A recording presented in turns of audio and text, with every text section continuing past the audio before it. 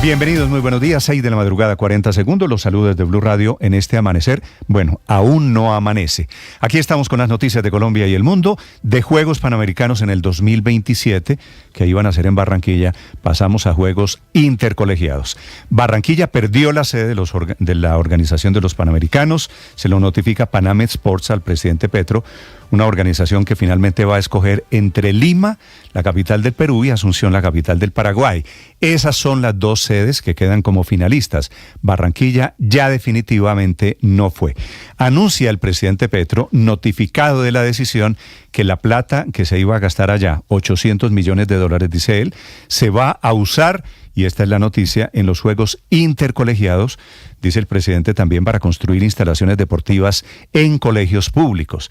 El presidente Petro, que dice además que no es culpa de su gobierno, sino del gobierno Duque, que sigue utilizando el retrovisor el presidente Petro, y que hubo una jugada del presidente de Panamet Sports, que también ve conspiraciones aquí Petro, el presidente de Panamet Sports, que es un chileno que se llama Nevel Illich, que con el gobierno de Paraguay se puso de acuerdo, según la teoría Petro, para burlarse de Colombia y quedarse con los Juegos Panamericanos. Esta es la versión del presidente Petro. La verdad es un poquito diferente. La burla aquí fue la ineptitud del gobierno, que no pagó a tiempo, y está enlistado en la carta del presidente de Panamet Sports de todos los incumplimientos del año 2022, del año 2023 y de enero del 2024. Todo lo que no pagamos, todo lo que incumplimos, los compromisos de los que nos burlamos nosotros. El oso es nuestro, el ridículo es nuestro, la oportunidad perdida es nuestra.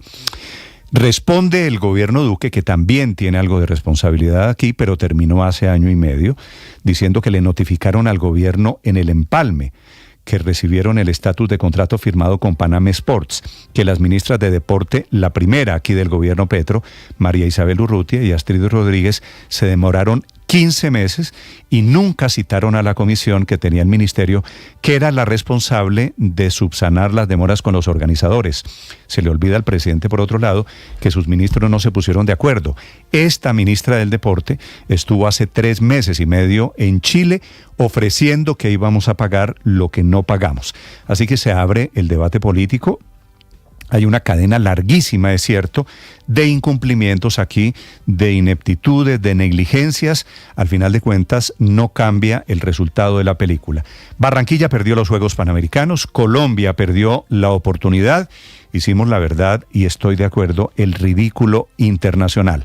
Hicimos lobby, nos ganamos los Juegos Panamericanos, los celebramos y no pagamos. Un acto absolutamente vergonzoso que abre, por supuesto, el debate político. Si hoy no renuncia la ministra del Deporte, la ministra Astrid Rodríguez, pues la van a sacar del cargo inevitablemente en una moción de censura, porque hasta parlamentarios del Pacto Histórico, Ahmet Escaf, por ejemplo, que es barranquillero, están pidiendo su cabeza. Dice él con razón que a la ministra esto le quedó grande. Y dice Ahmet Escaf, el más petrista de Barranquilla, allí el presidente Petro ganó las elecciones de hace año y medio, ya hace casi 2 años, que el gobierno mató al tigre y se asustó con el cuero. Ya les vamos a hablar de este tema. Finalmente vamos a ver por televisión, cuando sean los Panamericanos, donde sean, en Lima o en Asunción. Sobre la renuncia del gabinete, a propósito, hay varios hechos concretos. Se va el director de planeación, el muy influyente, le decían el sabio, el doctor Jorge Iván González, que no dice en su carta de renuncia por qué, simplemente hace un elogio de la tecnocracia de planeación nacional, menciona el plan de desarrollo. Lo que se sabe de la renuncia del gabinete es que hubo un regaño inusual, histórico del presidente Petro en el Consejo de Ministros, que fue el miércoles, en tono muy elevado por la muy baja ejecución presupuestal, lo que quiere decir que los ministros echan mucha carreta y hacen poco. Lo que se sabe es que, derivado del inconformismo del presidente, personas del círculo de la Casa de Nariño hablaron y dijeron: lo que corresponde es presentar una renuncia protocolaria, y así quedó. Y estamos en eso, en que estamos a puertas de un cambio, el segundo grande. El primero había sido en febrero del año pasado, parece ser febrero el mes destinado a los cambios de gabinete en el gobierno del cambio, más cambios en las próximas horas.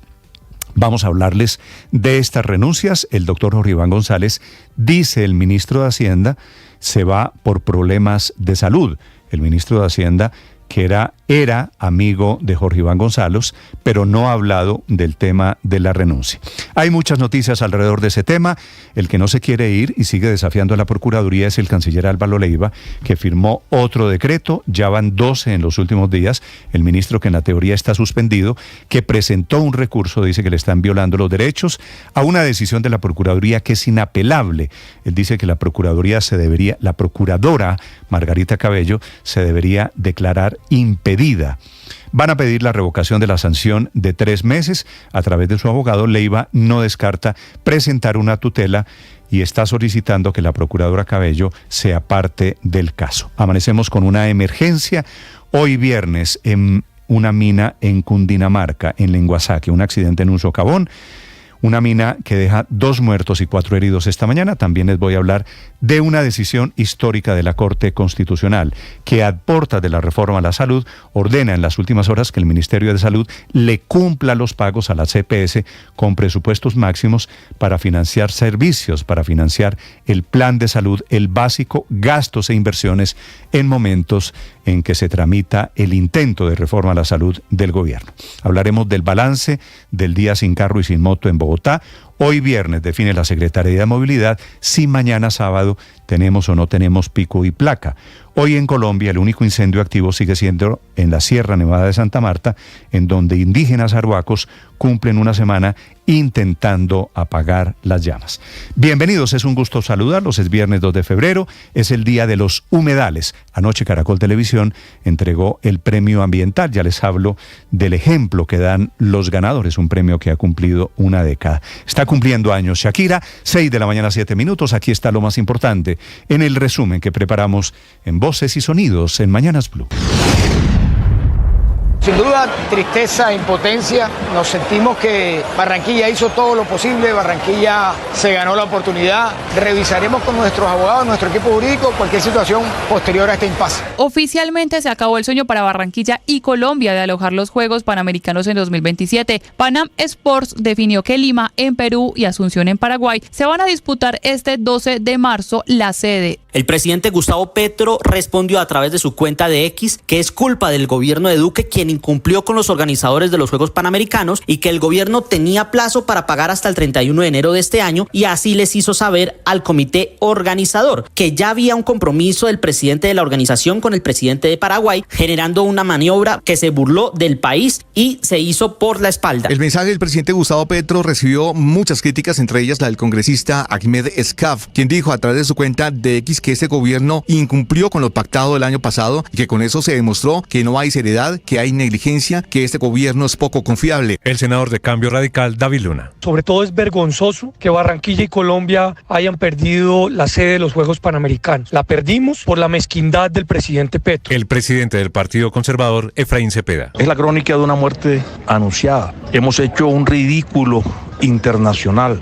El incumplimiento que ha hecho Colombia motivó esa decisión de un comité serio como lo es Panam Sport. Carlos Mario Oquendo, medallista olímpico en Londres 2012. Muy triste de que el deporte colombiano haya perdido los Juegos Panamericanos, sabiendo que ya los teníamos en la casa, que ya los teníamos en Colombia. Recordemos que el pasado 9 de enero el presidente Gustavo Petro atribuyó a la falta de conocimiento de procedimientos administrativos a la ignorancia y al miedo de algunos funcionarios responsables del traslado de los recursos. El gobierno nacional siempre estuvo con los Juegos y estuvo dispuesto a los giros que fueran necesarios. Esperó, digamos, avisos en materia de compromisos que por ignorancia no cumplimos. Presentó su renuncia Jorge Iván González como director del Departamento de Planeación Nacional. La dimisión de uno de los hombres más cercanos al presidente Petro se produjo en medio de las versiones de una eventual crisis ministerial. El cumplimiento de las metas del plan no es posible sin el concurso de todos los alcaldes y gobernadores y sin el aporte de las organizaciones gremiales. El ministro de Hacienda, Ricardo Bonilla, se refirió a la renuncia del funcionario. Para todos nosotros es una sorpresa que ya haya pasado la renuncia. En realidad estaba cansado, estaba agotado. El presidente Gustavo Petro negó a través de su cuenta de X que había solicitado la renuncia protocolaria de todo su gabinete. Sin embargo, la ministra de Agricultura, Jennifer Mojica, confirmó que el presidente sí está exigiendo resultados a todos los ministros. Tenemos que estar siempre dispuestos a hacer todo lo posible por cumplir la apuesta programática de gobierno y en esas apuestas hacer cada vez más contundentes nuestras intervenciones. Hay un nuevo choque entre la Procuraduría y el canciller Álvaro Leiva sobre la polémica licitación de pasaportes. A pesar de haber sido suspendido de manera inmediata, el canciller Leiva siguió firmando contratos y nombramientos hasta el 31 de enero. El pronunciamiento del Ministerio Público se dio horas después de que el abogado del canciller Leiva radicara los alegatos de defensa, donde le pidió a la procuradora Margarita Cabello que se declare impedida para estudiar la suspensión contra el canciller y se revoque esa medida provisional dictada por la sala disciplinaria. Viceprocurador Silvano Gómez. El abierto desacato del canciller y del presidente de la República de la decisión de la Procuraduría General de la Nación atenta contra el Estado de Derecho. La Corte Suprema de Justicia llamará a nuevos testigos en el proceso que adelanta contra los congresistas Ahmed Escaf y Pedro Flores por la presunta financiación ilegal de la campaña Petro Presidente en 2022. Se trata de Máximo Noriega, ex candidato a la gobernación del Atlántico, María Antonia Pardo, presidenta de ProColombia, y Laura Sarabia, directora de Prosperidad Social. Un concepto del Consejo Nacional Electoral contradice la defensa del Partido Colombia Humana frente a la donación que hizo FECODE a la campaña Petro Presidente. Asegura el organismo que los partidos pueden hacer aportes a las campañas siempre y cuando entreguen el dinero al gerente de la campaña y a su respectivo auditor. Que existe un reporte tanto en las cuentas del partido como de la campaña y no se permita la financiación directa o indirecta de personas jurídicas como en el caso de FECODE. Dai Vázquez dijo que se quedó con la plata que Nicolás Petro quería lavar, más de 600 millones de pesos. La expareja del hijo del presidente Gustavo Petro le reveló al fiscal Mario Burgos, quien le lleva el caso. Yo dije, de verdad, yo ahí sí pequé, decir que lo teníamos CDT, pero porque él me tenía que le devolviera la plata. Yo le dije, yo metí esa plata en un CDT. La plata de verdad yo no la metí en un CDT, sino que él quería que yo le devolviera la plata. El plan financiero para 2024 revelado por el ministro de Hacienda Ricardo Bonilla confirmó la baja ejecución presupuestal que el gobierno nacional tuvo el año pasado. Se dejaron de ejecutar 17 billones de pesos. El gobierno nacional central dejó de ejecutar casi 8 billones, que es lo que se está reflejando. Estas cuentas son exclusivamente gobierno nacional central. Alias el Alacrán, señalado un narco que se hizo 7 cirugías para cambiar su aspecto físico, cayó en Ecuador. La captura de Henry Loaiza Montoya se logró gracias a la coordinación de la Policía de Colombia, Ecuador y la DEA. Las cirugías no le sirvieron finalmente para evadir a las autoridades y ha solicitado una extradición por los Estados Unidos. Terminó el primer día sin carro y sin moto en Bogotá con 865 comparendos a conductores por infringir la medida, 36% más que hace un año en la misma jornada. Más de 4.200.000 personas se subieron a Transmilenio y el SITP y el servicio de taxis registró una ocupación del 60%. Durante toda la jornada, 16 horas en total, transitaron 1.107.000 ciclistas. Conveniencia de la ciudad, sí, los días que fuera necesario, no habría ningún problema. Veo que es una desintoxicación social de movilidad. El alcalde Carlos Fernando Galán. Es positivo, seguimos avanzando. El presidente Gustavo Petro fue nominado al Premio Nobel de Paz 2024 por un diputado noruego. El dirigente político y ecológico Rasmus Hansson aseguró que la nominación del jefe de Estado colombiano es una inspiración para el mundo. El mandatario colombiano en su cuenta de X agradeció la nominación y escribió: seguiremos con todo lo que tenemos por la paz de Colombia. Muchos dicen que es mentira, que el pueblo salvadoreño apoya este camino, pero si salimos a votar masivamente este domingo, todo el mundo se dará cuenta de que los salvadoreños ratificamos este camino. El Salvador se prepara para las elecciones presidenciales de este domingo. La intención de reelegirse del presidente Nayib Bukele se ve ampliamente favorecida por las encuestas. Una de ellas da un 81,9% de intención favorable a Bukele. Los otros 5 candidatos de la oposición, ni siquiera sumados, llegan a 12%. Queremos parar las injusticias de instalar una dictadura. Colombia perdió frente a Bolivia 2-0 en el torneo proolímpico y cerró con 4 derrotas su participación en el torneo. La selección nacional hizo el peor torneo proolímpico en su historia. Héctor Cárdenas, técnico de Colombia. Momento duro para todos ellos, pero aquí estamos, dando la cara, con honor, con dolor de patria, porque cuesta después de intentarlo. Estás escuchando Blue Radio. Bumbo